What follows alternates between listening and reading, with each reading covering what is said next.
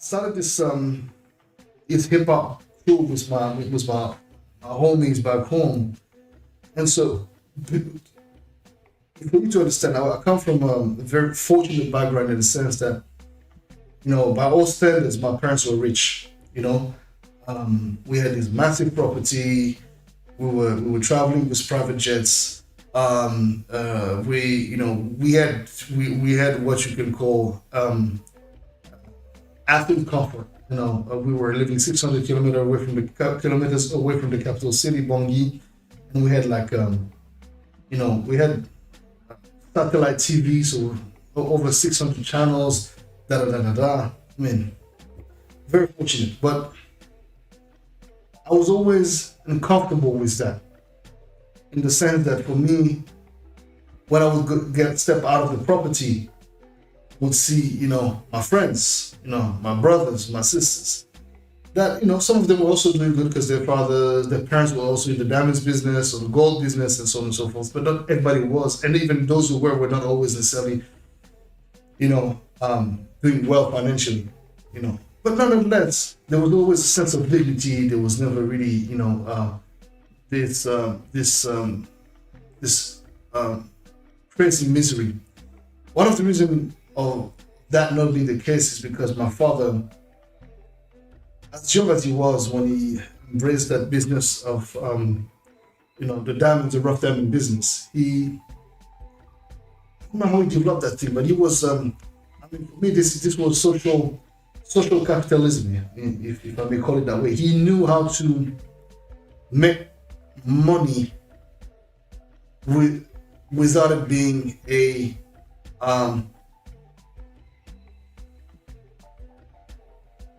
situation where people would not benefit from it somehow. He created a system that really impacted the community, the city of Bria, and around it, in a way that financially and economically, really to that point.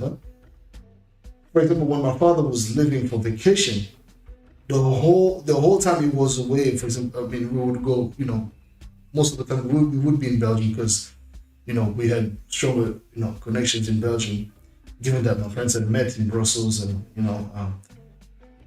so my older brothers were in Belgium, my aunt, my father's sister, was also there. So we had a connection with Belgium that was, rather obvious. So whenever we would leave for vacation, the whole region, for the time it was gone, would just run slow. It was very interesting. But he had managed to really bring forth a massive economical stability. Every Fridays, he was doing what we call some people call it sacrifice, but he was really giving money to all the poor people that were, the homeless people, very, very, very desperately poor. They would come at home. Those who needed, treatment for, a medical treatment, he would have one of the doctors, or he would have a nurse or two coming in, check everybody. They would prescribe, medicine, and if they needed an operation, my father would pay for those operations. It was just, it was amazing. It was really, really amazing. And thank you, brother. Thank you very much, Brother King. I appreciate that. But my father always talking about wealth. He always made sure that understood that what he had built was his hard work, not mine, and that all I was very fortunate to be born in this environment, but that I would have to work to get mine. And very early, that really helped shaping me a sense of independence and a real sense of respecting the hustle. And so, quite young, I was already, involved in business. So, I had managed to speak to some of his, clients and friends in the business to borrow me some money, some 50,000 CFA and or 100,000 CFA, which would be like what? So nowadays it would be maybe 120 euros. What at the time, that was a lot of money. And so I would, grab my bike, motorcycles, two of my boys, and we would just like, ride and invest in diamond mines. We would have like, I was told there was an area that had like, good prospects for diamonds. And so, I went there, I met this guy who already had his mine. He just needed somebody to invest a bit of money. So I was like, well, I have the money. And I asked him how much he needed. He was like, I just need, but he needed like, rather distant money. He needed like 1 million CFA. And just like, I don't have that kind of money right now, but I can fix 150,000. And he was like, all right, cool. And so, it's interesting because you're always triggered by the stories of this one guy that was, literally, taking out his,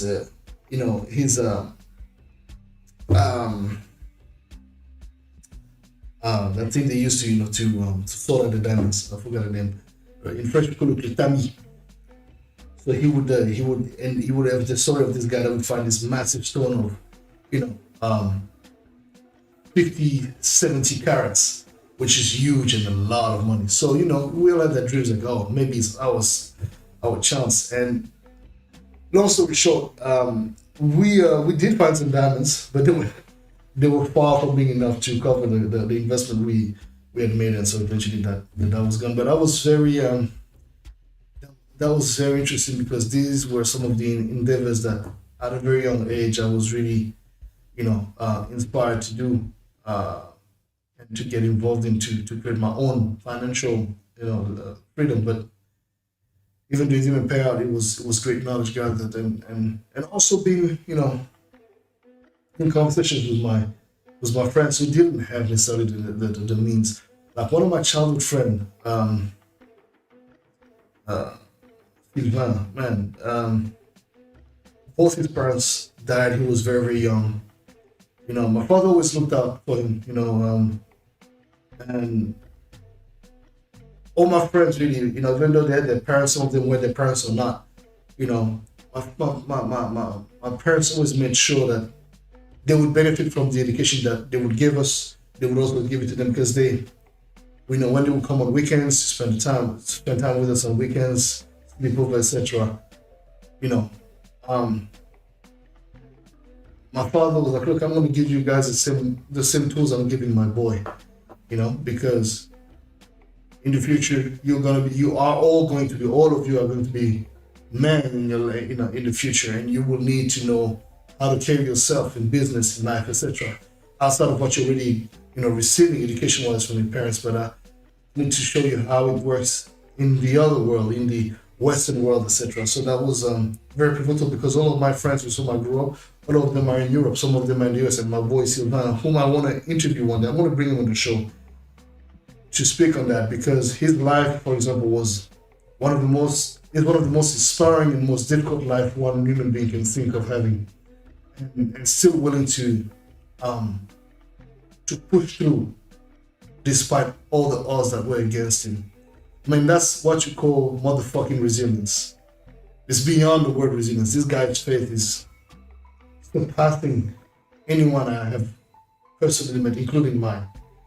And trust me, I'm a tough nut, but that guy here, something else. The shit that he went through in his life. So many people would have just killed themselves, just given up on whatever. So, exactly, mountain inspiration indeed. My dad was a man of the people. And my grandfather was also a man of the people. My grandfather was a politician. He was one of the first men to bring communism to Central Africa.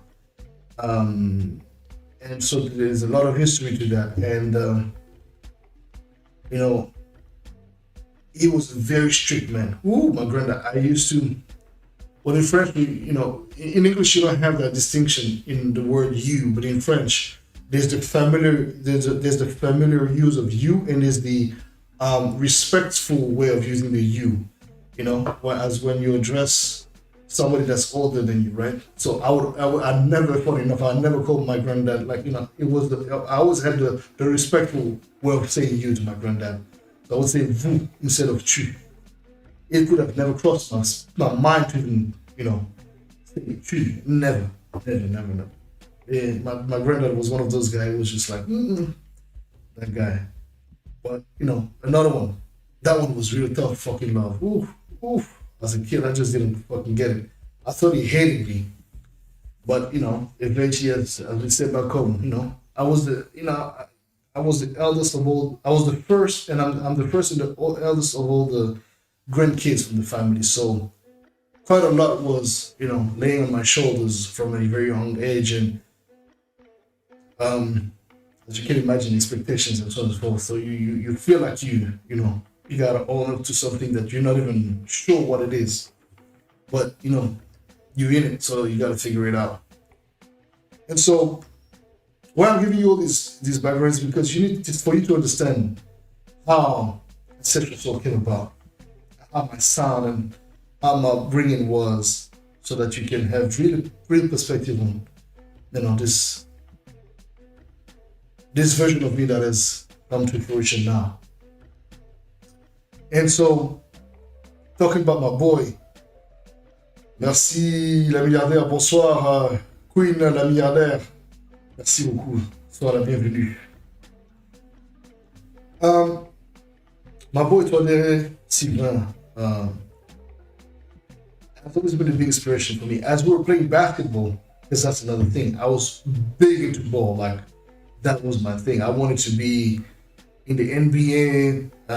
One of my father's childhood friend, Eugène Pewa, Dr. Eugène, was still is involved in basketball business, but he was a friend of Patrick Ewing and all these guys. So, I was having hopes that because he was my father's friend, maybe, he might be able to coach me and get me to accomplish my dream. Well, that didn't quite happen in a rather concrete way, but my boy Sylvain really would have deserved to get to UCLA and the NBA. He would have really been a massive NBA player. All of us, as a matter of fact, we had these big dreams, and being that I was fortunate enough to have the family that I had, the kind of financial freedom my parents were able to afford us, the chance to really make use of that. I couldn't conceive of it being just about me. That was just impossible. Now I had to share that with my friends, with my homies. And really, when I think back, I was ashamed to be blessed with so much financial wealth. But at the same time, my way of compensating it was by giving away everything I had. Like if my parents would buy me new sneakers and so boom, I would give them away. There was a sense of I wanted to be like my friends. I obviously knew that poverty was nothing nice, and my friends were just like, yo, bro, give thanks. You're not poor. You don't want to be poor. We want to be where you are. You don't want to be where we are. And there was poverty, but as I said earlier, there was also a lot of dignity. So even though my father was there for most of my homies and their families, he made sure that they were able to also sustain themselves and make shit happen for themselves. Like one of my older childhood friend, he's much older than me, but Alaji, for example, this guy, God, man, this man, to this day, he's the most amazing man I know as far as his creativity. This man, as a kid, first of all, as an artist, hands down, he learned how to fix engines without having learned anything about mechanics or electricity. This fucking guy could fix engines. We were building little engines for bamboo, toys made out of bamboo. He would literally create like this old bamboo truck, beautiful, massive bamboo truck with his own engine. To the point where he had the controller the whole thing was linked, and he was able to control this thing. Like, Alaji is one of those guys, man. To this day, he is now he has become an architect. He builds houses in Senegal, in the northern part of Senegal.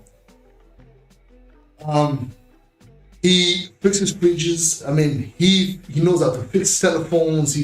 This guy, I don't even was a hacker of internet at some point. I'm just like, there's some people who have just these amazing gifts, and he's one of those brothers who just had that thing about them. He has a gift. So I was always really blessed to have really this strong bros around me. These brothers from other mothers with whom we would fight, we would argue, but we would always be together. We would always come back. We would always, reunite. And we've never lost touch of one another to this day. And thank God, we are still all alive to this day. Many have died, but we're still here. And so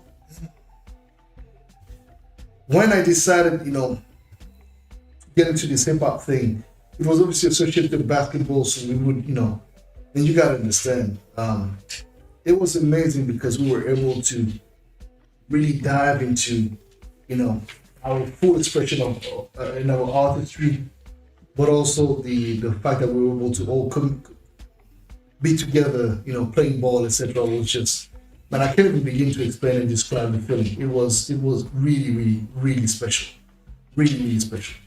And so, since I had all this, these emotions that I quite didn't know how to handle, music and hip hop specifically came about as the ultimate way of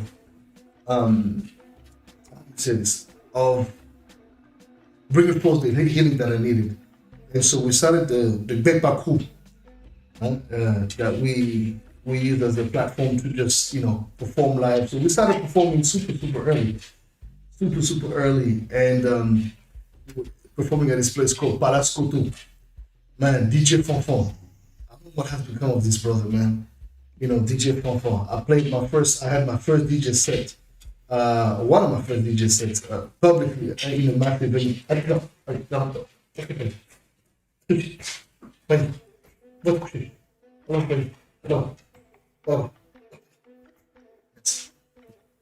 So we performed at this club, Palace Koto. I played a little set. It wasn't necessarily the biggest performance, but the point is that early on, it became something. We everything we did with the intention of doing it big. When we played basketball, we wanted to be the best, right? So much so that I asked my dad at a certain point, if he would not, present himself to see if he could become the president of the league of Haute-Koto, of our region called Haute-Koto. And he accepted eventually, and financed a little bit, and so we were able to travel internally in the country and have local competitions, eventually to go to the capital city and bowl with the big boys, which we eventually had a chance to do, and we were massacred in such a tremendous way. It was crazy. But anyway, all that to say that everything we did, we always did it with the spirit and the intention of doing it big, of doing it properly,